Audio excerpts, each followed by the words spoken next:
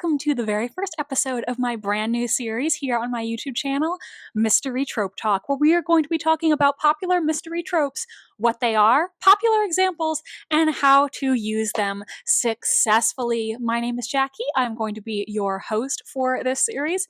I am an agented author of historical mystery novels. For the inaugural episode of Mystery Trope Talk, I thought it would be fitting to talk about one of my favorite mystery tropes, the closed circle mystery. Now, I do think a lot of readers get confused between closed circle mysteries and locked room mysteries. So let's talk first about what exactly a closed circle mystery is. A closed circle mystery is a mystery that takes place in an isolated setting with a small cast of suspects. The suspects are confined to a specific isolated space, often with no access to the outside world. There is no way for other characters to enter or the current characters to exit, which narrows down the list of possible culprits when a crime does occur. Now, there are so many different settings that you could utilize for a closed circle mystery, but the main points that your book needs to have to be classified as a closed circle are 1, a small group of suspects, 2, limited or no opportunity for anyone to enter or leave, and 3, a crime that occurs within this closed environment. For an example of a closed circle mystery, look no further than And Then There Were None by Agatha Christie, which is probably the most famous closed circle mystery of all time, and also one of my personal all-time favorite books. So, as promised, let's discuss what makes a closed circle mystery different from a locked room mystery. Frequently on BookTube, I hear people use these terms interchangeably. They will say locked room mystery when they really mean closed circle mystery, and vice versa. So, a locked room mystery. It focuses on a crime that takes place in a sealed environment. So it is similar to a closed circle mystery. However, with a closed circle, there are typically a small handful of characters in this confined space, right?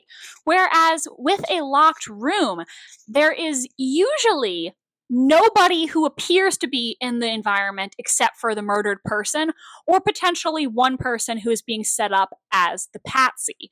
So the point of the locked room mystery is to answer the question of how could somebody have potentially gotten into this seemingly sealed environment to commit the crime or to frame the patsy if there is a patsy in that situation. Whereas with a closed circle mystery, there are several people who are in the environment before the crime takes place. All of them would have had the opportunity to commit the crime. The issue is now none of them can leave and nobody new can enter. Next up, let's talk about what's the appeal of a closed circle mystery? Why are they still so popular 100 years after Agatha Christie? Well, these are the things that I personally see as the main draws of a closed circle. Number 1 is the increased tension.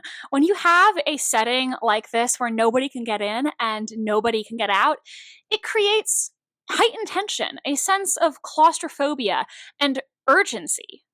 Every interaction between the characters feels more intense. You can really feel their desperation to get out of their situation. And the reader sort of has the experience of feeling trapped alongside the characters. And next, let's talk about the characters themselves, because I do think the limited suspect pool in a closed circle mystery is another major draw. When you are writing a mystery, you don't want to have too many characters because then it gets overwhelming for the reader. It's hard for them to remember who's a suspect, who's not a suspect, who's important. And it's not as satisfying if there's 20 people they have to keep track of. Whereas in a closed circle mystery, you're going to have a small group of people, maybe somewhere in the range of about 5 to 10. Obviously, I can't put a specific number on it, but it's much more intimate, which creates tension and also allows the reader to examine each character more closely. Everyone is a suspect. every character can be very fleshed out. You can examine the psychology of each character against this tense backdrop. The closed circle setting is going to cause drama and conflict between the characters. They're going to have a lot of charged accusations. They're going to accuse each other of things, ask each other pointed questions. And so I think there is that satisfying element of being able to look at every single character really closely and think of them as potentially the person who did it. A closed circle mystery is also naturally going to have high stakes because all of the characters are going to be trapped. Anybody could be the next victim, and everybody is potentially in danger. So I think you can really get the reader emotionally invested and have them keep turning the pages because they want to know what happens next. There is that omnipresent sense of danger. Before we go any further, just a quick reminder that if this content is helpful to you, please do like, comment, and subscribe. That lets me know that my followers are enjoying this content, and it also helps these tips reach more people who might benefit from them. So, next question. For a closed circle mystery, what kind of settings might you find? You want a place that is isolated and where it logically makes sense that characters may not be able to enter or leave. So, for example, And Then There Were None is set on an island. And you see so many modern mysteries and thrillers that pay homage to And Then There Were None with these island settings. You even see a lot of books that are direct retellings of And Then There Were None. But some other settings that you might see in this subgenre include on a train, in an isolated hotel, at a snowbound ski resort, on a boat, or perhaps even at the end of the world. And for a non-literary example, the movie The Thing could be considered a closed circle of sorts because this film follows a group of scientists who I think they're in Antarctica, so obviously very isolated, just their small group there, and they are being terrorized by an alien called The Thing, who I believe is occupying their bodies. They have to figure out which one of them is actually the Thing in disguise. I don't know if I actually summarized the plot of that film well because, to be honest, I've never seen it, but I've seen it brought up in a lot of videos talking about mystery writing because even though it's not a tried and true mystery, it has a lot of the hallmarks of this closed circle setting. The feeling of isolation, the small group, the increased tension, and the high stakes as the characters drop like flies. That's another thing about closed circles. It's not a requirement, but frequently you see that there will be multiple murders in a closed circle mystery. Obviously, And Then There Were None. By the end, there's going to be none of them. Spoiler alert. I don't think that's a spoiler. It's in the title. And there are a lot of other closed circle mysteries where there are 2, 3, even more murders. So you really can create a lot of stakes as the characters are picked off one by one. Now, let's talk about some rules, let's say, for writing closed circle mysteries. Some things to think about to make the mystery as effective as it can be. Number one, you need to define the rules of isolation. It needs to be believable why the characters are stuck there and why they cannot get out. And this can be a little more difficult in a modern day setting because obviously nowadays we all have smartphones, we all have the internet. So you really need to create a situation where the isolation is plausible.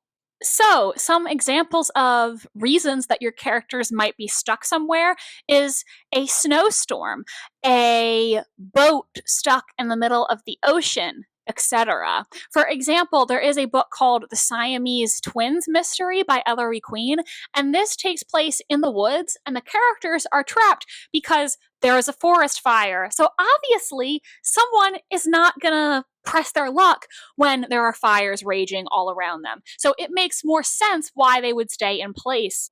You really need to think about this with a closed circle because it is always so frustrating when you're reading a mystery or a thriller and you're wondering why aren't the characters leaving, right? Because if there are reasons that they could escape, and they are just choosing not to. That is not the most plausible. Like, if I was somewhere and people were getting killed, I would call the cops. I would leave. I would not stick around to be picked off. So you got to make sure that it logically makes sense, especially if you're writing in the age of social media, cell phones, the internet, because those things make it easier to get help. So you need to think of a reason why they can't use those resources. Another example is, I believe, in Shiver by Ali Reynolds. I believe this is the book I'm thinking of. All of the characters are getting together for a weekend reunion. They're all professional skiers. And at one point, they all put their cell phones in a basket because they're going to do group activities and they don't want anyone to have their phones. But then, plot twist, the killer steals all their phones. So now they're stuck in this snowy setting, and the killer has the devices they need to call for help. Next, keep the group of suspects small and flesh out each character. Again, I can't give you a set number, but what you want to have is enough suspects that it doesn't make the killer obvious, but also not so many that the reader can't get invested in the characters. If, for example, you only had 3 suspects, that wouldn't be a lot. That's probably not enough. If you kill off one of those suspects, now you're down to 2, and it's going to be pretty easy for the reader to figure out who done it. But if you had 15 suspects, I don't think that you're going to be able to develop 15 characters while writing a book that meets industry standards. So I think somewhere in the range of 5 to 10, with 10 being on the upper end, is probably what you want to aim for. Since all the suspects are going to be trapped together in the same space throughout the story, you need to make sure that each character is fleshed out with their own distinct personality and their own secrets. You want the reader to have questions about each character. What are they hiding? What is going on with them? So that it'll be harder for them to predict who done it. And since you are in this confined space, you can really build tension between the characters. They are naturally going to start pointing fingers at other people. So-and-so is going to accuse so-and-so of being the murderer. There are going to be fights. There's going to be fear. There are going to be people who want to form alliances with each other to potentially figure out who the killer is. Make sure that each character has their own approach to dealing with their situation that fits their personality. For instance, like I said, there are going to be some people who are going to want to form coalitions, who are going to want to form mini alliances within the group. Hey guys, I don't think any of us is the killer, so let's all work together. And then there's also going to be people who might lock themselves in their room, say, I'm staying in here until help arrives. None of you talk to me. I don't trust any of you. There are going to be some people who are going to try to leave, even if it's not wise, even if it's not possible. You need to think about each character and how they would react in this specific situation, and not every character should react the same. And like I touched on, you need to emphasize suspicion between the suspects. If you were trapped and you knew that one of the people you were trapped with, who you may not know that well depending on the situation, if you knew one of them was the killer, you're going to wonder who it is. You're going to look at people out of the corners of your eye. You're going to ask questions. You're going to want to know who was where, when. What was your alibi for when the crime occurred? Is your story about who you told me you are, is that checking out? You're going to have suspicions of other people. And again, every character is going to react differently to being suspected. Somebody who is maybe a very powerful person, if they're being accused, their attitude might be, how dare you? How dare you think that I did this? Don't you know who I am? There might be other people who are like, it's okay. We need to ask everybody questions. Ask me whatever you want. I'm not hiding anything. You need to think about how each individual person would react to being considered a murderer. And you can use the suspicions between characters to really drive the plot forward and create animosity, create drama, have two characters come to blows, have everybody go to look in so and so's room and they end up finding a clue. This is something that you can really utilize effectively. Also, betrayal. You know, maybe these two characters were great friends or even a romantic relationship, and now all of a sudden they're looking at each other like suspects. Maybe you have characters who are working together to find out who the murderer is, and then plot twist, one of them is actually the murderer and they've been deceiving the other person all along.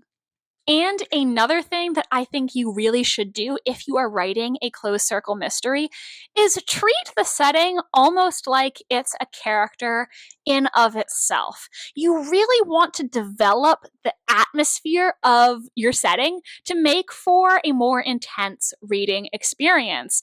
Like I said, a lot of closed circle mysteries use weather to some degrees, so that is something that you can really flesh out to make the setting more vivid. If the characters are stuck in a snowstorm, describe the sounds of that snowstorm, describe the snow, the intensity as it falls. Maybe the heat doesn't work, and now they all have to worry about staying warm.